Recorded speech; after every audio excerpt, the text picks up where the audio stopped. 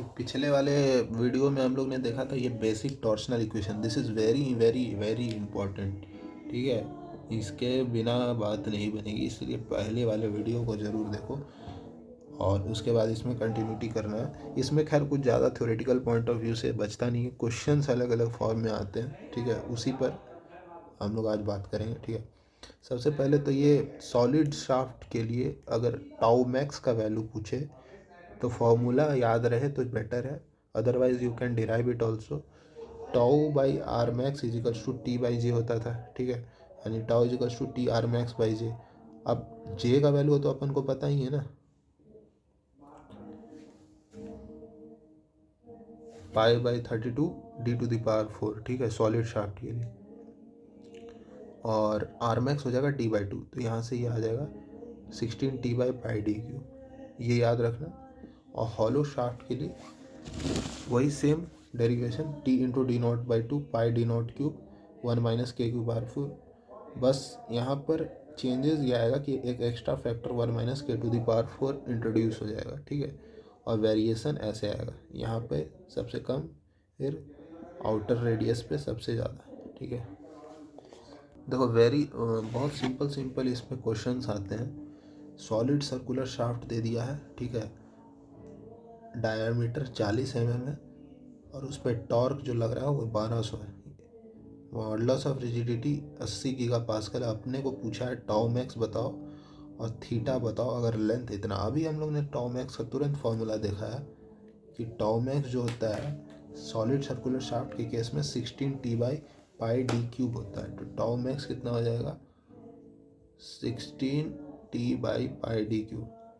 Formula based 16 into torque कितना 1200 Newton metre में है, इसको मिलीमीटर में चेंज करना पड़ेगा कि मेगा पास्कल में निकालना है ना। इंटू 10 टू द पावर 3 कर देंगे तो न्यूटन में आ जाएगा upon pi D cube. D diameter कहाँ है 40 40 का क्यूब कर देंगे। ठीक है, अब जब इसे सॉल्व करेंगे तो हमारा टॉमैक जो है वो 95.49 मेगा पास्कल इतना आएगा। अब अगला पार्ट पूछा है कि थीटा निकालो। अब फंडामेंटल इक्वेशन से जाएंगे, tau max by R max is equals to G theta by L. ठीक है, is equals to T by J. हाँ, इन दोनों में से किसी एक इक्वेशन को रख सकते हो। यहाँ से tau is equals to R max की जगह डी बाई टू रख देंगे, या इस इक्वेशन से देख लेते हैं। ठीक है, इस इक्वेशन से थीटा क्या आ जाएगा T L by G J. T पता है हमें 1200 into 10 to the power 3। Length हमको दिया हुआ 500 mm। ठीक है, G 80 giga pascal, giga pascal को मेगा पास्कल में 10 टू द पावर 3 से कर देंगे। और पोलर सेक्शन मॉडुलस कितना हो जाएगा, पोलर मोमेंट ऑफ इनर्शिया कितना हो जाएगा pi by 32 D to the power 4 यानी 40 टू द पावर 4। एक मिनट तो टी एल बाई जी जे होता है थीटा।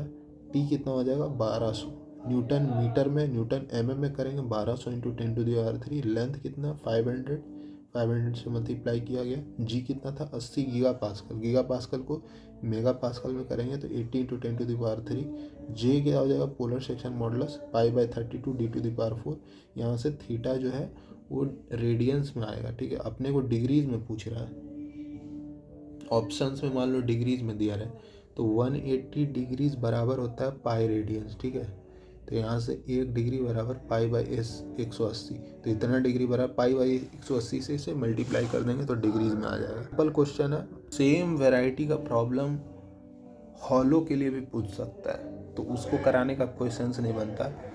सेम वेराइटी, ठीक है सेम, बस वहाँ इनर डायमीटर आउटर डायमीटर आ जाएगा। अब देखो इस तरह का प्रॉब्लम में हमको पूछ रहा है कि maximum shear stress in mega pascal. तो टाउ मैक्स हम लोग, और शाफ्ट कैसा है सॉलिड सर्कुलर शाफ्ट है। ठीक है, टाउ मैक्स कितना हो जाएगा 16 T by pi D cube.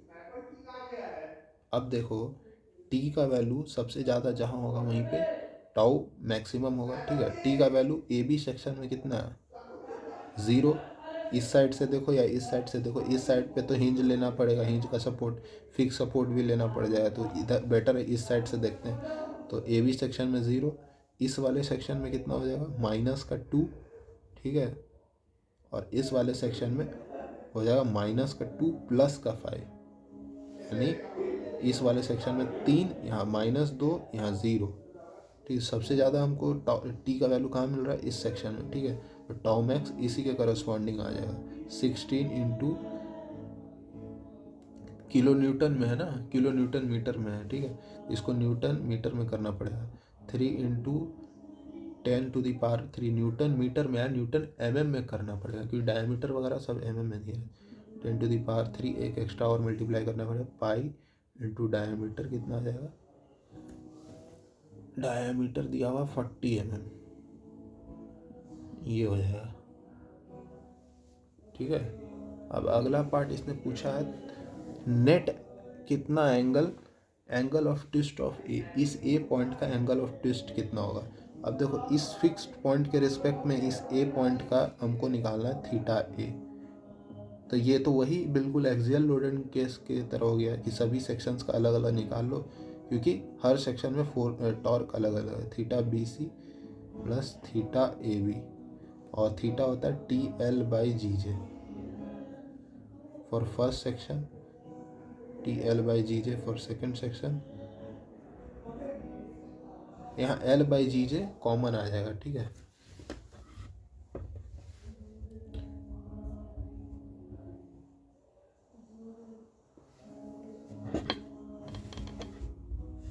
Sorry L/GJ बोल रहे हैं, GJ सिर्फ कॉमन आएगा, ठीक है। तो यहाँ से GJ को कॉमन करके हर सेक्शन में, जैसे पहले वाले सेक्शन AB का बात करें वहाँ 0 है, BC में क्या हो जाएगा 2 -2 इंटू 10⁻6 इंटू 0.5 इंटू 10⁻3, ठीक है।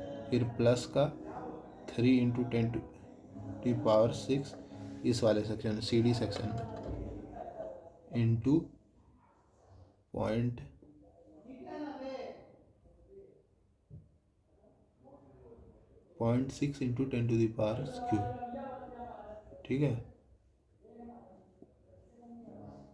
और G का वैल्यू कितना है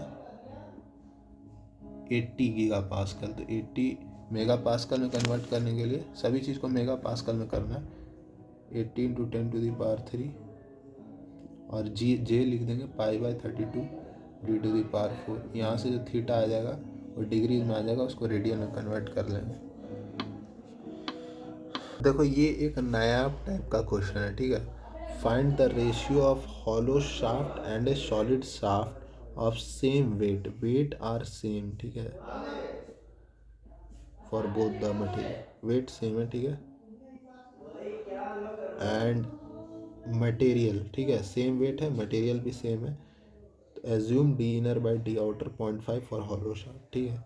हमको निकालना है hollow shaft by solid shaft का स्ट्रेंथ का रेशो निकालना, मतलब T allowable hollow by T allowable solid,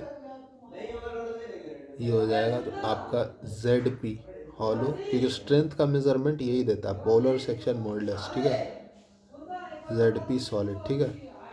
और ZP क्या होता है हॉलो के लिए π/32 D आउटर क्यूब, सॉरी π/32 नहीं, यहाँ π/16 होगा, π/16 D outer cube into 1 - k⁴, ठीक है। और सॉलिड के लिए हो जाएगा π/16 D क्यूब, ठीक है। अब D inner by D outer का हमको रेशियो दे रखा है, मतलब ये K दे दिया है, ठीक है। अब ना तो हमको D पता है, मतलब यहाँ से ये सॉल्व करने पे आएगा D0/D, ठीक है,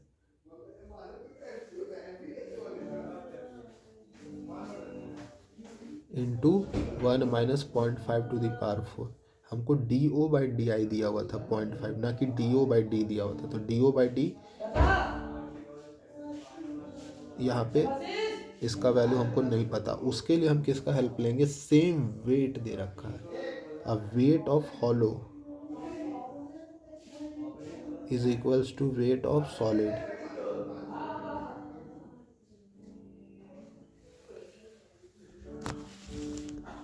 अब देखो weight of hollow is equals to weight of solid. Weight क्या होता है, मास इंटू ग्रेविटी। मास को हम लिख सकते हैं density into volume into gravity, density into volume into gravity, gravity gravity cancel out हो जाएगा। डेंसिटी ऑफ हॉलो ये हो जाएगा डेंसिटी ऑफ सॉलिड, ठीक है। Volume of hollow into volume of solid, ठीक है। अब देखो डेंसिटी, वॉल्यूम को क्या लिख सकते हैं, area into length, density area into length. अगर मटेरियल दोनों सेम है, हॉलो शाफ्ट का भी मटेरियल सेम है और सॉलिड शाफ्ट का भी मटेरियल सेम है, तो दोनों का डेंसिटी क्या होगा, सेम होगा, ठीक है। तो यहाँ से देखो, और लेंथ भी दोनों का सेम दिया हुआ है, ठीक है। हॉलो शाफ्ट जितना लंबा है उतना ही सॉलिड शाफ्ट भी लंबा।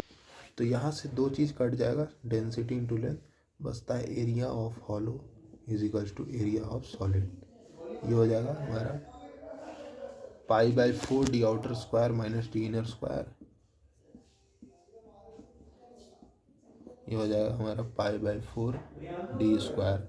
यहाँ से d बाई डी नॉट आराम से निकल जाएगा, ठीक है। डी आई को डी नॉट के टर्म्स में रख देंगे, d बाई डी नॉट का रेशियो निकल जाएगा, वहाँ पुट कर देंगे। डी नॉट बाई डी का रेशियो आ जाएगा 1.15, पुट हो गया, पुट कर देंगे, आंसर आ जाएगा। तो ये एक अच्छा वैरायटी का क्वेश्चन था। इसी क्वेश्चन को अगर रिवर्स कर दिया जाए, जैसे यहाँ पर क्या था कि हमको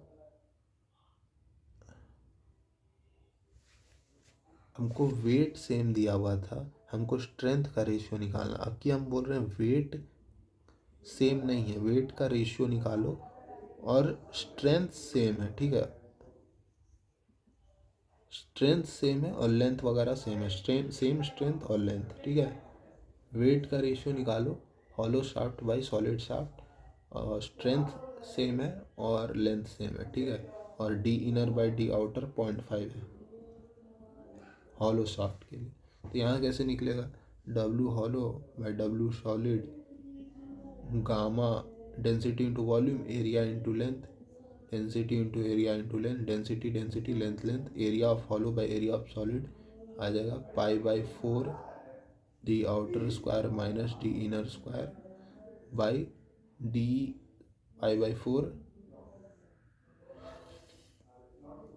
π/4 डी स्क्वायर, ठीक है। यहाँ से π/4 से π/4 कैंसिल आउट हो जाएगा, D outer square minus D outer square minus D inner square by D square. D inner कितना है, 0.5 टाइम्स डी आउटर, तो यहाँ से डी नॉट बाई डी का होल स्क्वायर इंटू 1 माइनस 0.5 का स्क्वायर, ठीक है। अब यहाँ पे हम लोग यूज़ करेंगे स्ट्रेंथ का। स्ट्रेंथ सेम है, मतलब पोलर सेक्शन मॉडुलस सेम है, हॉलो के लिए भी और सॉलिड के लिए, यानी π/16 D naught cube into 1 minus K to the power 4, यहाँ से π/16 डी क्यूब, ठीक है। तो यहाँ से ये कैंसिल आउट हो जाएगा, तो यहाँ से डी नॉट बाई डी का रेशियो आ जाएगा, के का तो पता है ना, D inner by D outer, तो यहाँ से डी नॉट बाई डी का रेशियो आ जाएगा, यहाँ पुट कर देंगे, डी नॉट बाई डी का वैल्यू आ जाएगा यहाँ से 1.0217, यहाँ पुट कर देंगे, तो ये वेट का भी रेशियो पता लग जाएगा। तो इस तरह का क्वेश्चन हमको मिल सकता है एग्जामिनेशन में। अब देखो यहाँ से जब हम ये रेशियो कैलकुलेट किए हॉलो शाफ्ट और सॉलिड शाफ्ट का, तो ये आया 0.78, और ये रेशियो किसके कॉरेस्पॉन्डिंग है, सेम स्ट्रेंथ के लिए। मतलब सेम स्ट्रेंथ के लिए जो सॉलिड शाफ्ट है वो ज़्यादा भारी है एज़ कम्पेयर टू हॉलो, ठीक है। तो सॉलिड शाफ्ट अगर ज़्यादा भारी है और उतना ही स्ट्रेंथ दे रहा है, then why we will use solid shaft, because unnecessary उसमें मटेरियल ज़्यादा लगेंगे तो उसका कॉस्ट ज़्यादा होगा, तो हॉलो शाफ्ट ही यूज़ करेंगे। तो यहाँ पे हॉलो शाफ्ट यूज़ करना will be a good decision, तो इट इज़ मोर इकोनॉमिकल। ठीक है, तो इस तरह से भी कई बार पूछ सकता है कि विच शाफ्ट इज़ मोर इकोनॉमिकल।